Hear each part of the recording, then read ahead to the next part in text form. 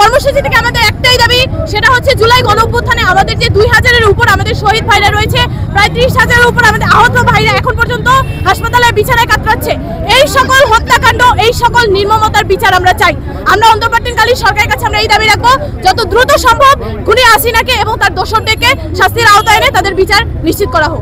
দেখেন, খুনি হাসিনা 6 মাস ধরে বাংলাদেশ থেকে তাকে বিতাড়িত করেছে ছাত্র জনতা। সে ভেবেছে সে ভারতের মাটিতে বসে নতুন করে ছাত্র জনতার বিপক্ষে একটা ষড়যন্ত্র করবে, কিন্তু আমরা স্পষ্ট ভাষায় বলে দিতে চাই, আমাদের যে এই যে 2000 ভাই রক্ত দিয়েছে, আমরা আমাদের ভাইদের রক্তবৃতা দিতে দিব না। এই যে ষড়যন্ত্র খুনি হাসিনা করছে, সে স্বৈরাচারী আমলে সে ধরনের নির্মমতা সে করেছে, সেটাই জনগণের মাঝখানে আমরা পুনরায় দেখানোর জন্য আজকে আমরা এই প্রদর্শনীটা করছি। আজকের প্রোগ্রাম থেকে আমরা একটাই বার্তা দিতে চাই, সেটা হচ্ছে ছাত্রলীগকে নিষিদ্ধ সংগঠন হিসেবে ঘোষণা করা হয়েছে।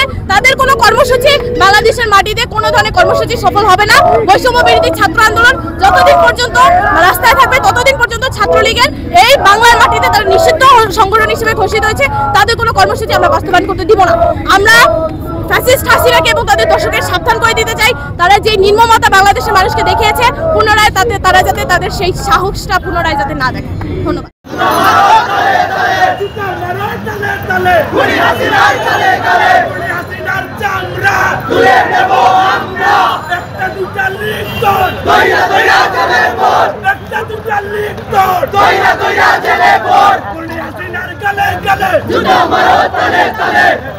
Oi, Filina Daca! Daca!